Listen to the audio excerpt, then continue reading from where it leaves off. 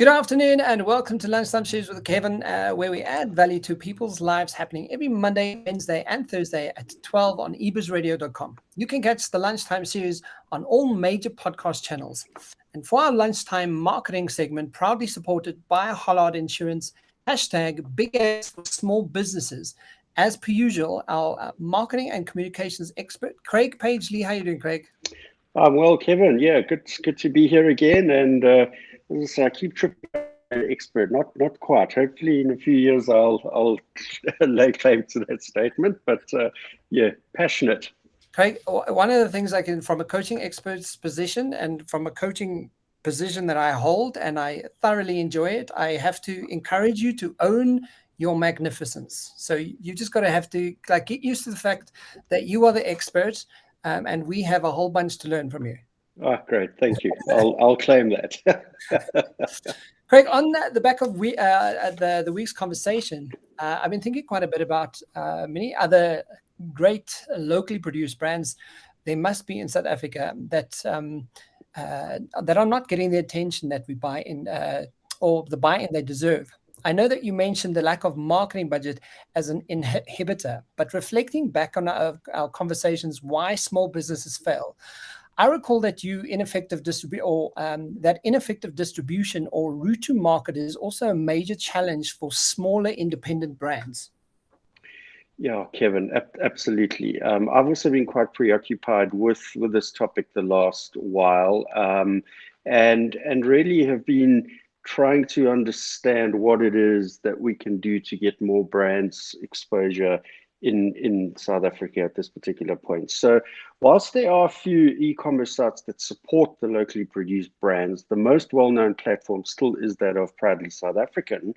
And just to set some context for our listeners, Kevin, Proudly South African was established as long ago as 2001 and is positioned as the country's official buy local advocacy campaign.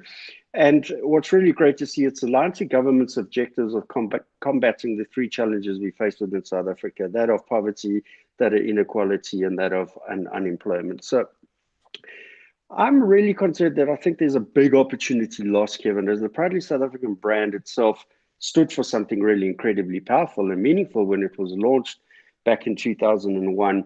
With a number of local brands carrying the endorsement on their packaging in store. But I really haven't seen any activity, and it seems that the effort behind the program has waned somewhat, and that the program's lost some of that original appeal and intent, as not a single one of the 6 brands that we looked at last week actually support the program or carry the logo in any way whatsoever. Wow, yeah, I mean, I clearly remember that campaign from years ago, and definitely made a concerted effort to support the local brands when I saw the endorsed logo and packaging. And you're right, Craig. I think it does seem like the momentum and the focus has disappeared. But to that point, what takeaways can we take away for our listeners from last week's amazing conversation? Kevin, yeah, the points that I want to share with our listeners are, as referenced in the article that I used last week, titled 6 Ways That Local Firms Can Compete with Global Brands. The article was published by David Harland on intheblack.com, and it introduced us to 6 tips for success, which are noted as follow. They're really simple, easy to understand. Number 1, know your local market. So leverage the advantage of being able to understand localized customer preference, as this definitely gives you an advantage in satisfying specific needs in the local market. Capitalize on local knowledge. This is one of the best ways to level the playing field. Point number 2 is focus on the client. Customer service is and can be a huge differentiator in almost any industry. Knowledge of local tastes not only serves to increase client satisfaction, but definitely is used to build brand loyalty and generate repeat business. Point number 3, be market responsive. Very important point for me here. Unlike global competitors, small firms don't usually have to answer to shareholders or boards of directors, which means they can have greater maneuverability in terms of taking advantage of emerging opportunities, and equally not necessarily being beholden to quarterly earnings and short-term profit projections. In contrast, large firms must consider the entire market with every shift in strategy, new product, or change in service. Point number 4, innovate to stay relevant. A marker of long-term business success is the ability to continuously innovate. Revisit and update your brand and product offering just enough to bring customers along at a pace where they feel comfortable, Kevin. It's important for brands to understand that if they move too fast, they'll definitely risk alienating their customers. And if they move too slowly, the risk is that they might lose reputation for quality and relevance. Point 5, develop strategic partnerships. Strategic partnerships most definitely give smaller firms an edge over larger brands despite their superior marketing, product development, or technology resources.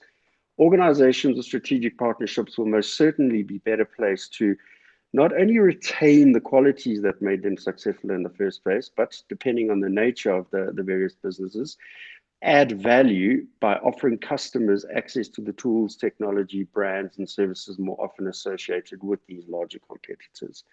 And the last point, and I think very, very important, play to your strengths. Studies show that small locally owned firms have an inherent advantage in terms of customer loyalty and even the way their brands are perceived over larger and frequently, in fact, even more frequently, foreign owned brands.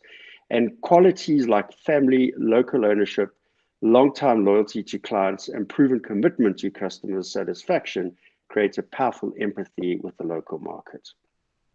So in closing, I'd like to reference from the article, size doesn't matter nearly as much as success, profitability, and longevity. Small firms can successfully compete with global competitors by carving out a niche and making the most of their strengths. By staying connected to customers, being nimble, and building strategic partnerships, they can even up the playing field and continue to dominate their local market. Craig, it sort of leads me to think that conversation that we had with Tebe in Kilifing, is it in Kilifing, where he mentioned, branding of political parties and stuff. You kind of go, if this entire brand that's so proudly South African is connected to how the brand sort of perceives the nation, do people proudly kind of go out there and go, yeah, this is proudly South African, I'm proudly South African? Or do they kind of, because, as South Africans, we have a bit of a difficult kind of situation that we caught up in, besides COVID and, the climate of South Africa is also quite challenging. Do you think that kind of perception plays into why people wouldn't want to kind of go, yeah, we're proudly South African? Oh, Kevin, that's a damn good point you make. And I think if we go back to the beginning of what Tebe said in that statement, is one of the things is we actually, as a nation, haven't really yet understood what it is to be proudly South African. They're very different guises on that, and the reality of, if there was a manifesto that says, this is us as a nation, this is what it looks like and sounds like and feels like to be proudly South African, I think, we'd be closer to many more people wanting to wear the badge and put their hand on their heart. I think from the association points of view, I don't know if brands are turned off by the fact that there are 3 or 4 different tiers in Proudly South African that you subscribe to, belong to. They're not expensive at all for brands. That's a reality. So I did a lot of deep search in there to try and establish if what it is.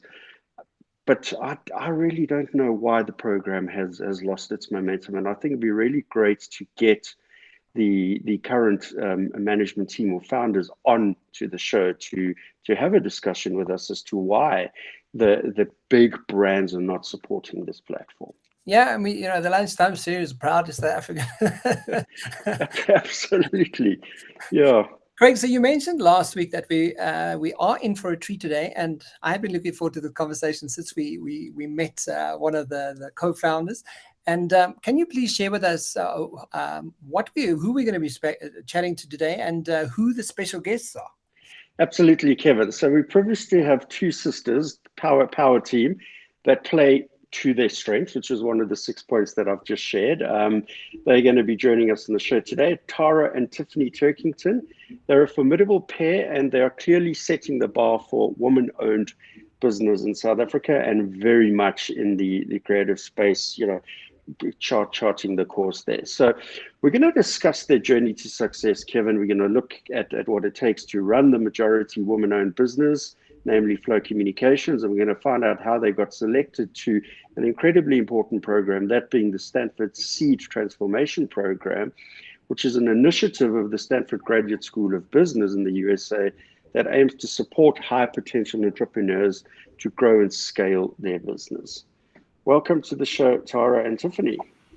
How's it, Craig and Kevin? Thanks for having us. Thank you, Craig. Thank you, Kevin. Thank you, guys. Thanks for being here. As you guys heard, Craig has shared with us some highlights. No, I'm jumping the gun here. Like, welcome to the show and for joining us, guys, and celebrating our Women's Month. That's the key, because we're just ending off the month of August, which we've been celebrating with some fierce women in the world. And as Craig mentioned, the highlights that we looked at forward to hearing about is to kick off with your website references that it all started in a small bedroom in 2005. How did it actually begin, and when did Flow Communications brand go to market for the first time ever? So it was 2005, and cycle back those years, and it was a small spare bedroom in my house, and looking back, I just really needed a job. I needed something to do, and didn't have a great business plan, or didn't see a niche in a market, or it was just like, oh, geez, what are we going to do to make some money? So that's how it began. And then we got our first client was actually Maraping. I don't know if you guys have ever been to Maraping. Yeah, we got a really lucky break. I mean, we got to be myself and Richard Frank, the first, our first employee. I got a break to be the writer for Maraping.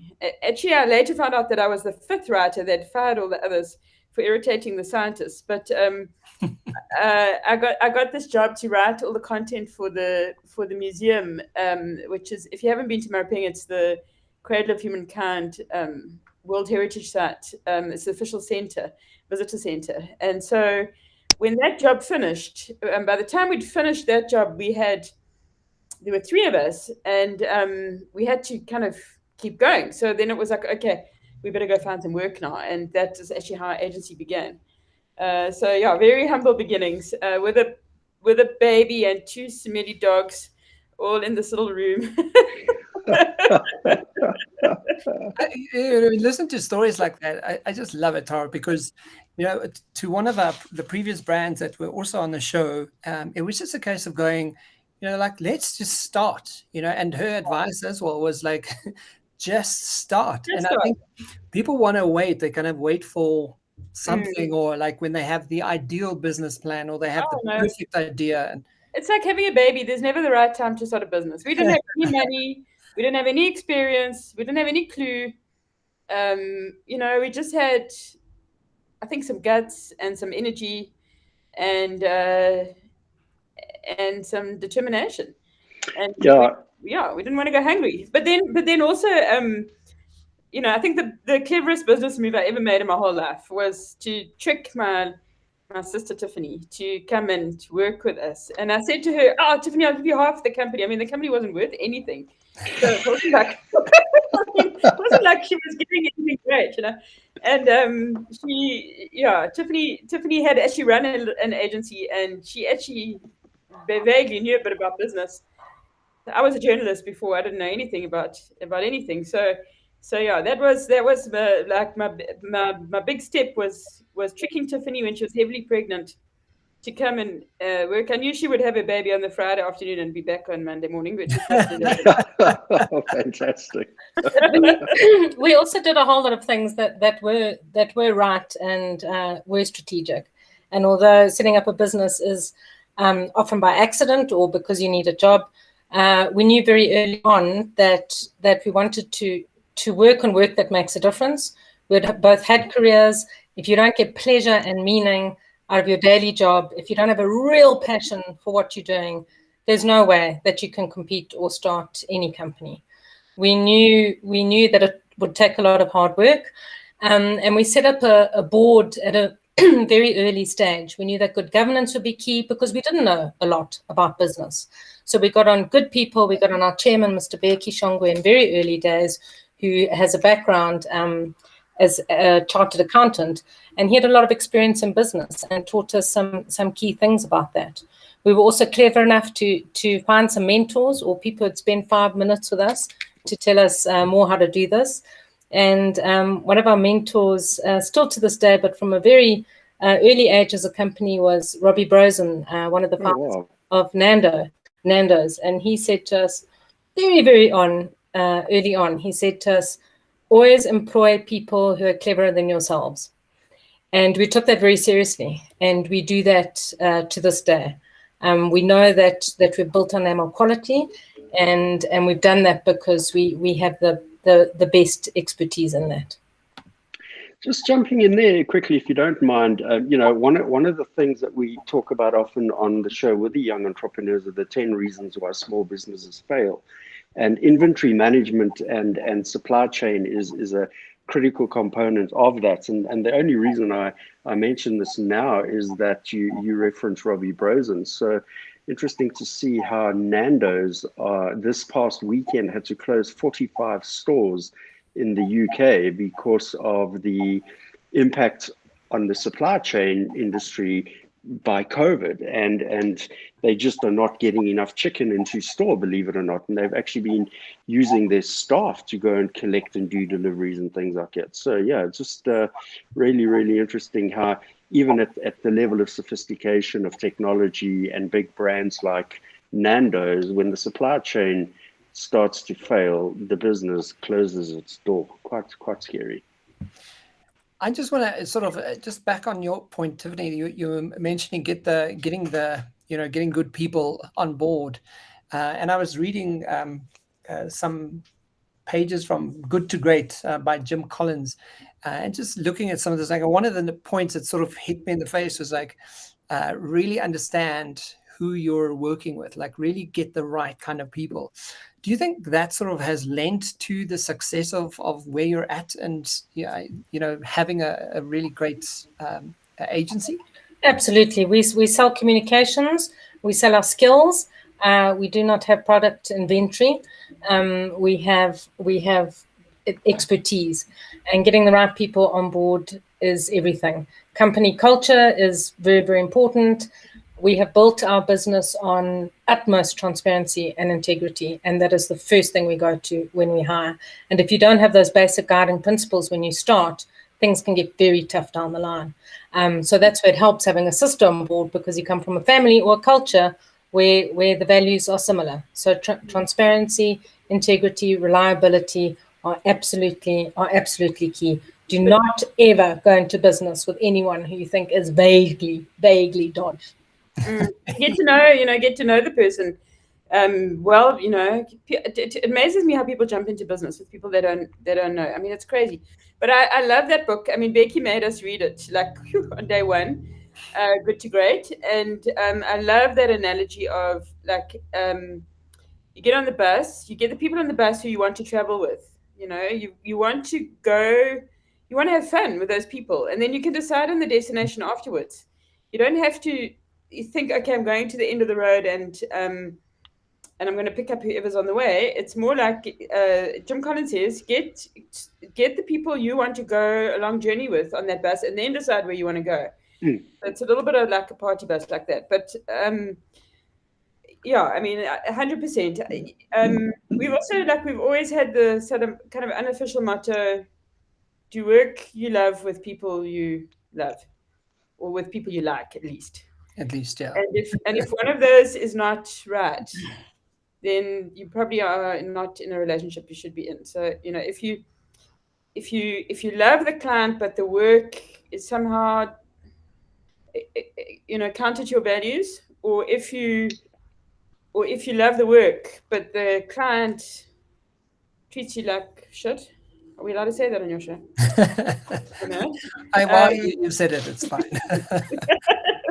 then you probably don't want to be in that relationship. It's not worth it, because it's going to start your back to what Tiffany said about culture. Your staff are going to be unhappy, and if you have unhappy staff in this world, you have nothing. Maybe in the old days of business, I don't know, in the industrial age, it didn't matter. Now your staff are your brand. If you don't have happy staff, your brand is nothing. You have no business. So yeah, you've got to have those two things in place. What was really great is to learn that Becky came on board very early in the mix. I know Becky personally. I worked with Becky when he was still in the supergroup days, in the very, very early years of seeing him head out into independence. And yeah, what a man, what a mind. So yeah, that's really great to know that you have a really steadfast, solid mensch of a guy that's in the business. That's great. Should we tell them a story about our first board report, Tiffany? No. No, we have to. I'll go and ask Becky and reveal. Tiffany made a movie and Becky wasn't impressed. I thought it was fantastic. I kept 10 minutes. Becky was like, can we start this meeting now, please? Fantastic. Yeah, sometimes the rubber does have to hit the road, eh? Yeah. So ladies, thanks for the insights. I want to quote from NewYorkTimes.com, April 3rd, 2015. It's a wonderful read published by Emily Steele. There was much trepidation in the advertising industry when Mad Men made its debut in 2007, with people working in the business worried about how an outsider would depict an era known for larger-than-life executives, 3 martini lunches, and routine womanizing. Matthew Weiner, the series creator, said that he had long been fascinated by the forces driving the giants of American business and found that Madison Avenue in the 1960s provided a window into broader stories of wealth and power, ego, racism, and sexism in the country. So whilst that is 100% true for that era in question, there'll still be a lot to be answered for in the early to mid 2000s, with many an article questioning why there were so few women in senior positions in the industry. This being emphasized in the paper submitted by Sherry L. Broyles and Jean M. Gra in 2008, titled, take note, Creative Women in Advertising Agencies, Why So Few Babes in Boyland? With this in mind, what made you decide to start a majority woman-owned agency in a male-dominated industry? And what were the major challenges that you were faced with in launching your business during this era? Yeah, we didn't think about it as starting a woman-owned agency. We were just happened to be women who just, happened to start an agency. It wasn't very strategic in the sense like, oh, gee, look, here, let's go and position ourselves differently to everyone else. It just kind of happened. And I hope that our story happens more and more and more often, actually, as time goes on. Looking back then, people often ask, what would you do differently, knowing now what you did, if you went back and started again. And one of those things I would certainly do differently is I would network better. I think that all entrepreneurs, I don't know if it's all entrepreneurs or women entrepreneurs especially, and maybe it's not right to generalize, but I think we were,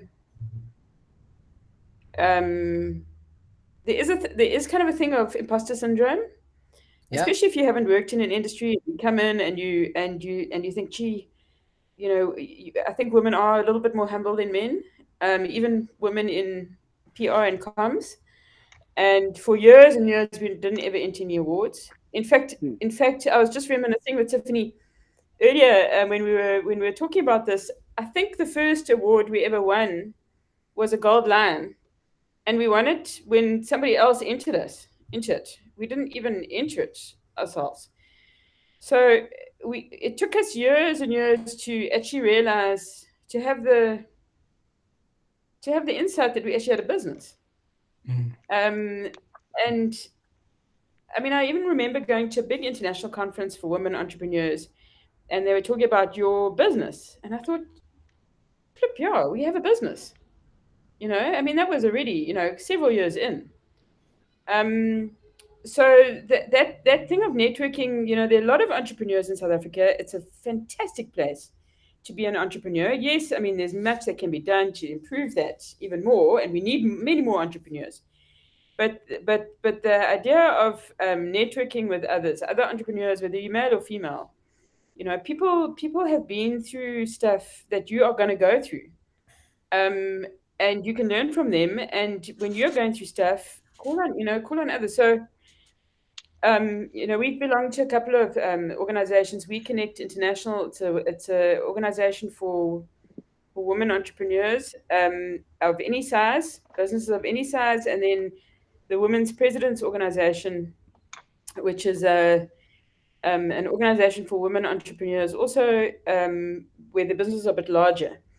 And those organizations, I'd say especially WPO, really, really changed the way we saw ourselves. It gave us so much, just so much insight. You know, basically all businesses, doesn't matter what industry you're in, all businesses have the same problems. You know, inevitably, it's cash flow, staff, access to market. You know, there's about 5 things that you know, access to capital. I mean, there are really a few things that are common themes. And when you can actually network, with others and you can learn from others, and ideally learn from others before you make those mistakes yourself, that's even better. And it took us far too long to network. But what we did know, sorry to come in here, Tara, what we did know from early on is that women are incredible employees and partners, and we did strategically build on our female ownership and on our staff ratios. Women make up over 70% of Flow Communications.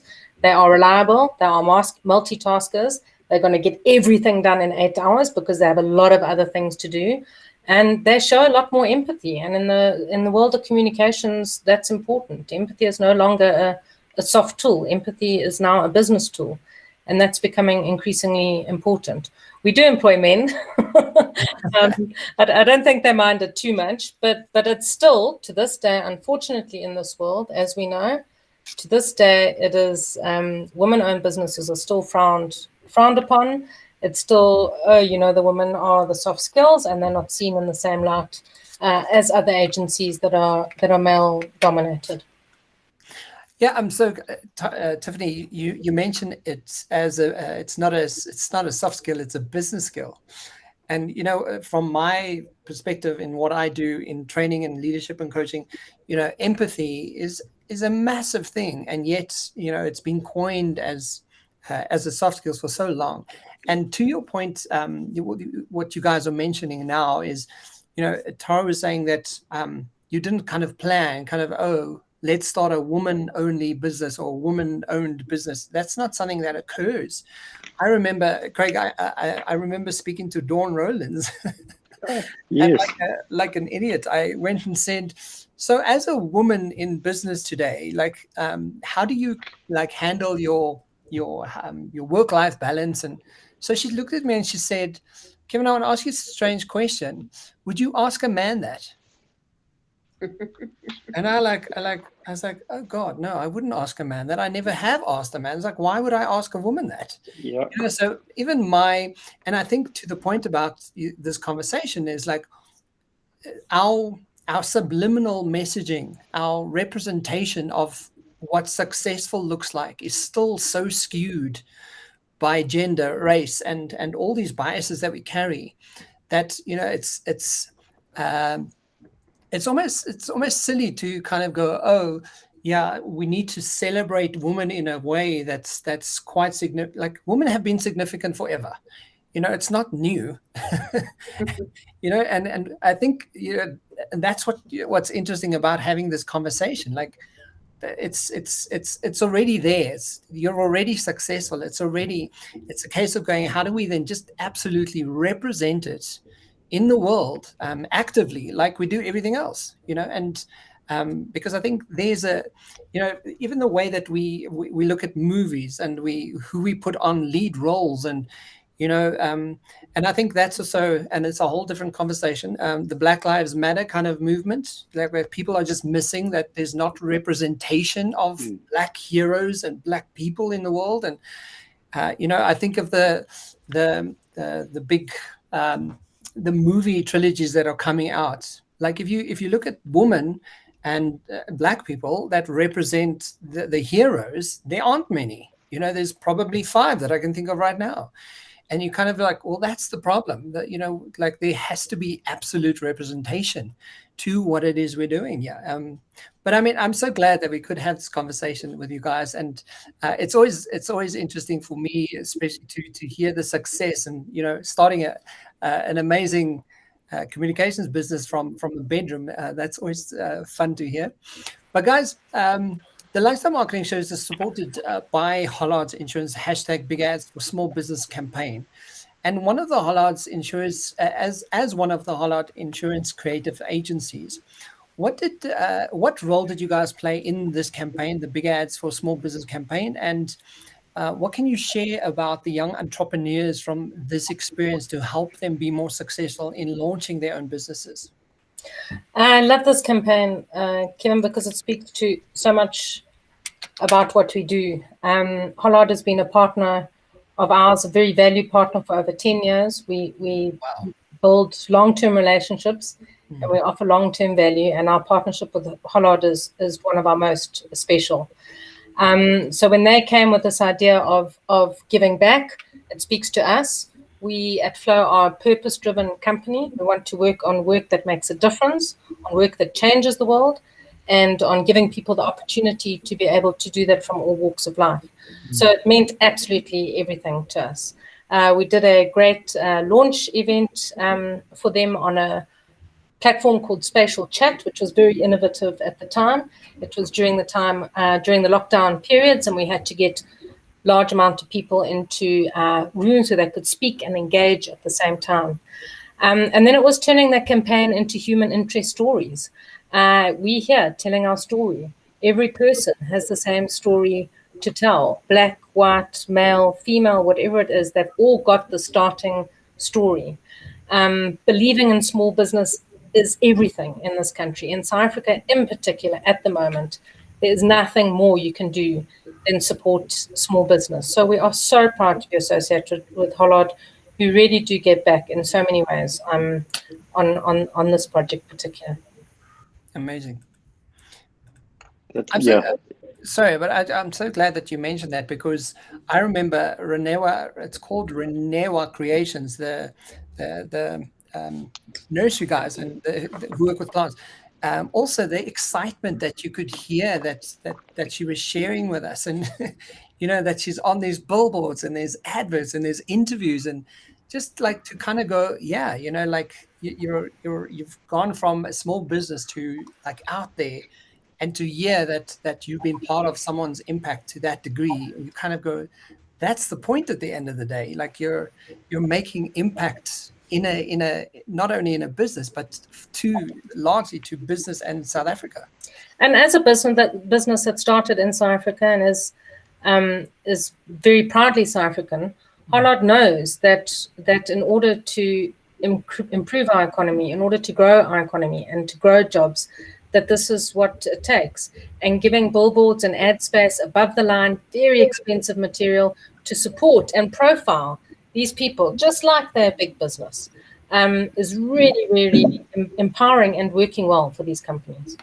Yeah, it definitely is. If you just look at both Majaki and Lesego and Dina, the pride that they have now as well, there's just something really incredible about the fact that firstly they went through this quite tough journey to get selected. It wasn't a walk in the park by any means. And once they got through, they really had great business advice, but in their own person being, you can just feel and sense the pride of their achievements to date. And I'm really, really, really happy for the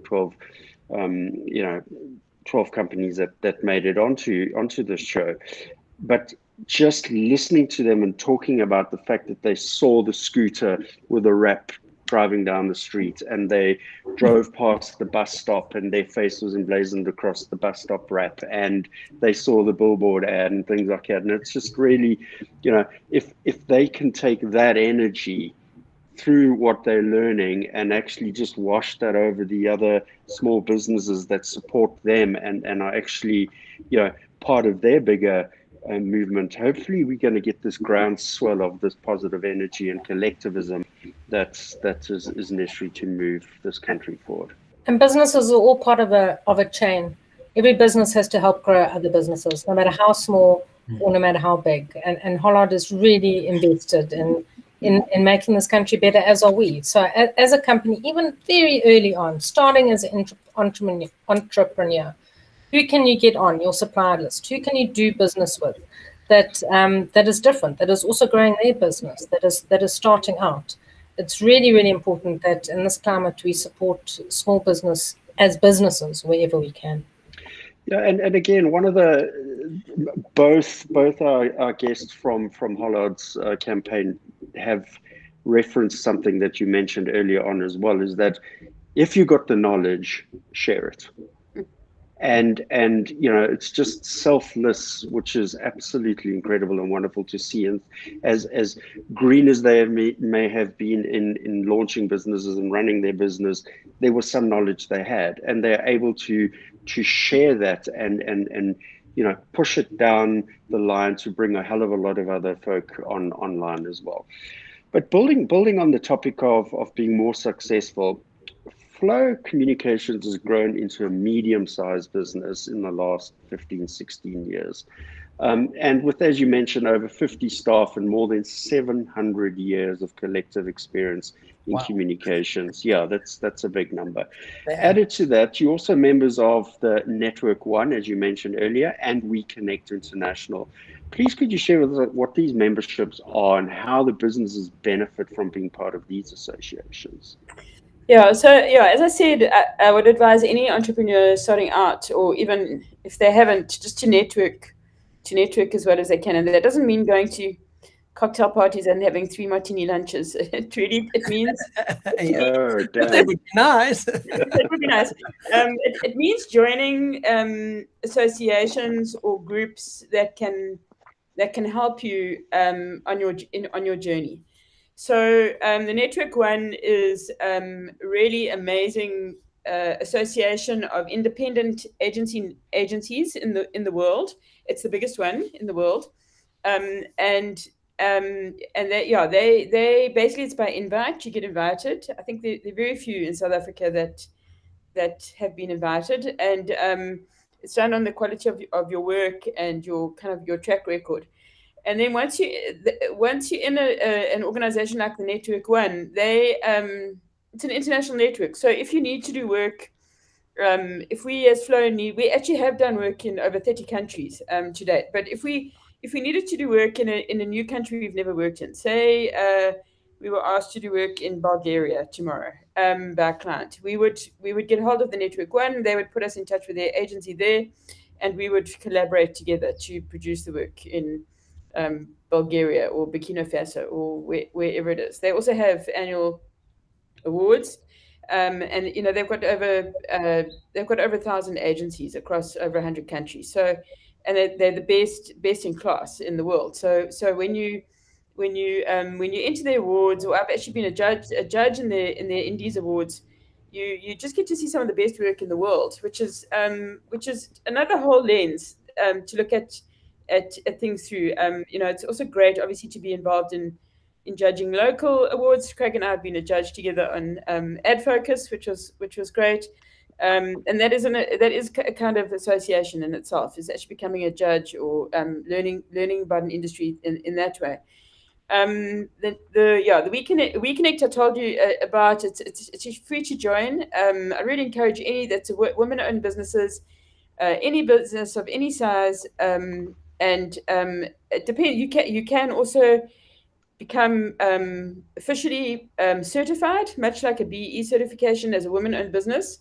through We Connect International, we have done that process. It's like an auditing process. They go through, they check that you're not fronting, they check that women really are in control, that you really do have management power and ownership and so on. There are more and more big corporates, particularly in the world, that want to do work with women-owned businesses. So that organization, also you meet other people, you meet like-minded people, you meet people in other industries, you meet people who you're going to do business with.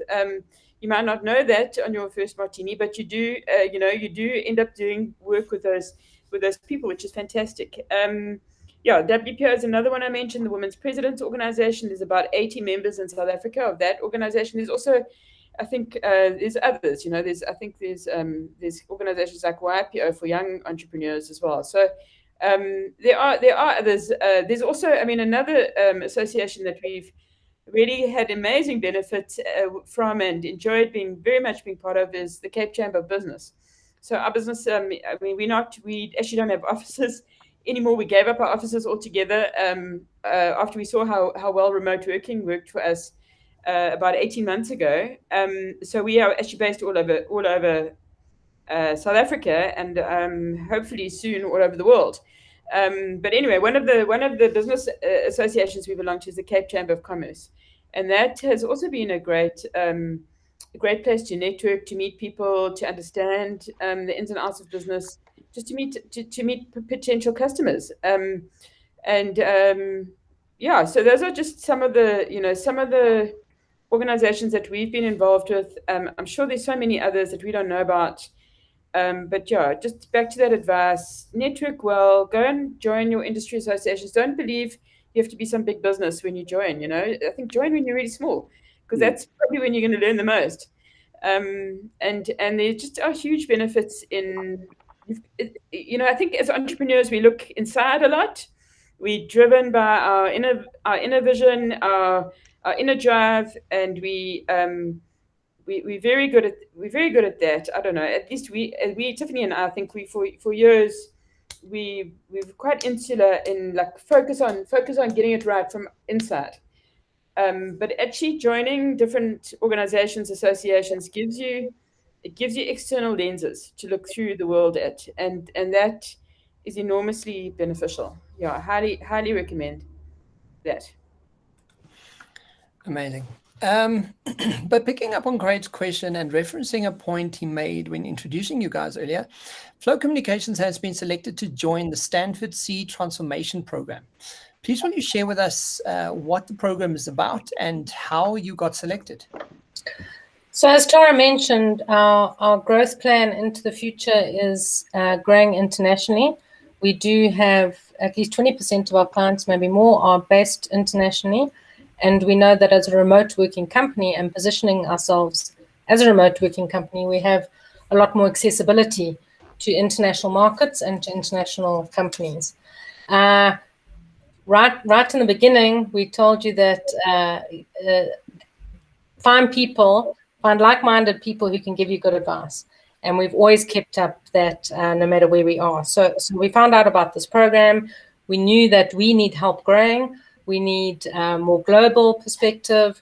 We need more expertise, and that this was a way to do it. It is a rigorous application process. Many companies apply for it. We had to do interviews. We had to submit documentation. But ultimately, the Stanford Seed Transformation Project is about growing and supporting businesses, and they give you expert facilitators to do that. It's also about connecting with peers across the continent and internationally, about growing regional businesses, about learning from each other. Learning from peers, as we know, is always as important as learning from facilitators, sharing experiences, and also to grow our management team. So we know we've got the team that it needs to take and that it will take to grow and conquer the world. But we all need some training and expertise and leveraging up in that. So we look really, really forward to it. It's a year's program, and we kick off next month. Wow, really cool. Yeah, I was just looking at the program online and looking at who you get to connect with, and having CEOs from all over Africa, all over Asia. and really insights from people running really big businesses and really great businesses out there. I think it's if you like, I think Tara, you made the comment. If you are the cleverest person in the room, you're going to kind of get a different room to be in, kind of, right? And I think that's exactly what the seed transformation looks like it's going to do. It's congratulations, guys, because damn, the fact that you've been able to do this is phenomenal, and it's it's so good to hear that it's South African companies being able to do this. It gives hope to other people as well. Thank you. And as businesses grow, no matter how big you are, no matter who you're owned by, you have to continue to love learning, to be inspired by learning, to want to learn, to be humble. Yeah. Many owners of big businesses are not humble enough and open to learning. And we are thrilled, absolutely thrilled at this opportunity. Thank you, Kevin. Yeah, no, it's a phenomenal achievement. I'm really, really proud for you ladies, absolutely. And I hope you're going to document the journey, because there's a lot that you need to be bringing back to share with the smaller businesses in this country. Yeah, we just need you back we'll just invite you back on the show and kind of go, okay, cool. So what did you learn? Tell us. We'll do that on the next podcast. Anytime, guys. At the end of the year, we'll come with our top tips. Yeah, like what are we supposed to know that we're not doing yet? So just quickly, what kind of engagements do you have during the course? Obviously, a lot of webinars, Zoom type calls, and assignments and things like that. Do you get to travel? Do you get to meet peers in other regions and things like that? So we don't know. We're actually having our first introduction tomorrow. Our first official introduction is happening tomorrow. But we do know that we get a Stanford facilitator who works with us and our team, our management team, and it's several hours a week that we had to promise to set aside. It's not a it's quite a serious commitment in terms of time and focus, and you work through a structured program that really looks at growth, at how to scale for growth. Which is what we are intending to do. So yeah, so I know you get a great Stanford professor to work with you. At the end of it, you can ask for Stanford interns who are all definitely going to be cleverer than us, Tiffany. I think being MBAs or whatever from Stanford. So we'll keep you posted. That's awesome. Look forward to that. Tara, this is directed at you. You wrote an article titled 10 Business Success Tips from Leading Women Entrepreneurs, and it really stood out for me. How often do you get to engage with those respective leaders that all contributed to the conversation? I know you've spoken a lot about networking today, but how structured and formalized is that? And then how do you get to share those learnings with the other would-be entrepreneurs? Yeah, so those ladies are all my friends, and we. That helps. I mean, it was a bit of a cheat because I was about to write that article, and I thought, oh shit, how am I going to do this really quickly? Right? Yeah, so literally we're on the same WhatsApp group. So I was like, ladies, give me your tips now, like please. And in 10 minutes, had given their tips, and then I had my article, which was like a very cheat way to do it, but at least it was very authentic, because the advice comes from people who've really been there and been through know what they're talking about. But yeah, those are all women who I know through the Women's Presidents Organization Network, and we do meet formally once a month, and we do chat informally, probably on a daily basis, and a lot of it will just be chit chat, nonsense memes. But then there will be the question, who can help me with opening? I had one that I answered this week. Who can help me open a bank account in USD in South Africa, and what are the ins and outs of doing that? And we have actually done that, and so I helped the person asking that question with our accountants helped her with our experience. But it will be questions ranging from stuff about tax, stuff about HR, stuff about BE, banks. There was a lot of conversation around negotiations with landlords when COVID hit. Oh, wow, yeah. And then people learn from each other. Okay, well, I did this with my landlord. This is what helped. This is what didn't. And then it's like you just have that much more cachet when you go into a negotiation, knowing what somebody else got out of theirs. So yeah, that I think it's really important that you keep company with people that, not only, I mean, your friends need to be, obviously in life, I don't think there's any difference between business and what there used to be this thing. There's your business life and your home life, work and play. I mean, to me, they're completely the same thing. The people you mix with, the people that are my friends are the people I work with. And I think that's totally fine. My sister, my favorite person is who I work with, It's not, life has become so blurred, and that's okay. It's okay to love what you do and to be, I'm actually on holiday at the moment, believe it or not, but I don't see this as work. This is fun, Yeah. So I just think things have become so blurred, and that's how you must see it. And the company you keep is important. And of course, when you're in business, the company you keep, the clients you have, absolutely essential.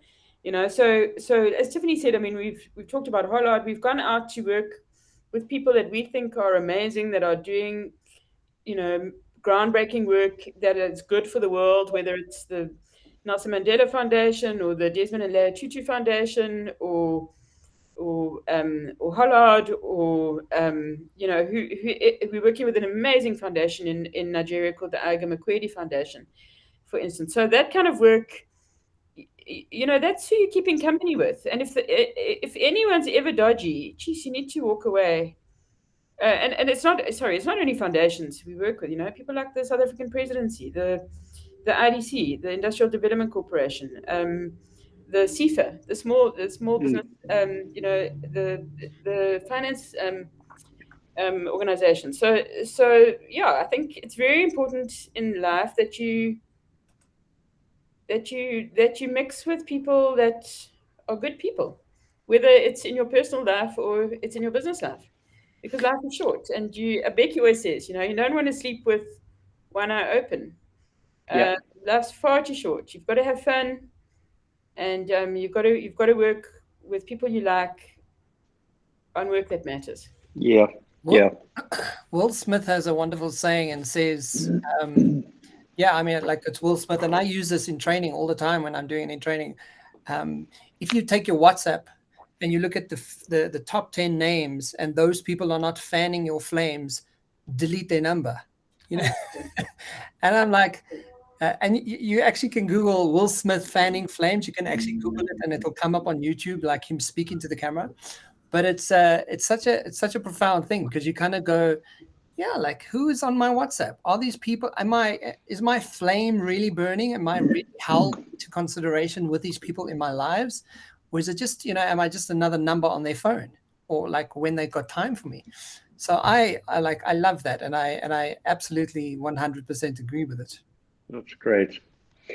Yeah, Kevin, we could probably continue this conversation for another hour or so. I can tell you that right now. But as we're running to the end of the convo, what I want to do is just share a couple of the key points that I've made during the conversation this afternoon. Tara and Tiffany, we usually end the show where we sort of do a recap and give a little bit of a takeaway for our listeners. So yeah, 6, 7 or 8 points that really stood out for me. So number one is, absolutely, business has to be purpose driven, and you got to be delivering work and having relationships that make a difference. Otherwise, you shouldn't be in the game. But you also got to ensure that you get pleasure, satisfaction, and meaning out of the work that you're doing. Set up a board in the very early stages of a business. I think it's a great piece of advice. And once that structure's there, you're getting that mentoring and nurturing right from the get-go. But you also then are working to ensure that you get the right people into the business really, really early in the organization. And when you've got a good board of guidance, you've got the right people in the business, it's inevitable that you're going to have the right culture established from the beginning of your dream. Lovely point. Do work you love with the people you like. And that is not just about clients, but it's your staff as well. Ensure the people in your team are really there. Network. Learn from others, but make it your duty to share the knowledge you have to those that don't yet have it. And just get this groundswell of opportunity of growing and extending knowledge. And the closing point for me, empathy is a business tool. It's not just a soft skill. Yeah, Tara and Tiffany, before Craig reveals what we're going to expect from for our listeners for next week, I just want to thank you both for your time and sharing your amazing journey with us and celebrating women in South Africa. And I wish you and your team the very best ahead as we approach the last quarter of 2021. And look forward to having you join us again, and not in the distant, not too distant future, because we'd love to hear about your experiences from Stanford, the Stanford Seed Transformation Program, and would love you to be back on the show. Yeah, absolutely echo that from my side, Kevin. So yeah, big thank you, ladies, and look forward to having you share your learnings with us in the months ahead. Cool. Thanks so much, Craig and Kev. It's been awesome to spend this time with you. Great fun. Thanks so much for having us. And thank you for everything you're doing to grow a business and to get entrepreneurs to get the support that they need. Yeah, Tiffany, thanks. Yes. Thank you, guys. Thanks so much. So as we wrap it up in today's conversation, Craig, please let us know what we are going to be sharing for next week. Yeah, Kevin, as usual, I like to build a theme. So I want to continue in the theme of communications next week by picking up on the topic of PR and reputation management. And as you know, public relations plays an important role in building and maintaining corporate reputation, which in itself, while being intangible, is often referred to as the most important asset of an organization. Fantastic. Looking forward to it. Guys, so if you want to catch the Lunchtime Marketing, it happens every Thursday on ebizradio.com at 12 o'clock. So catch it this week Thursday, or every Thursday. It's not this week Thursday, but every Thursday. And wonderfully supported by Hollard Insurance. #big ads for small businesses. Craig, thank you so much. Tiffany and Tara, thank you for your time. And thanks for chatting. Thank you all.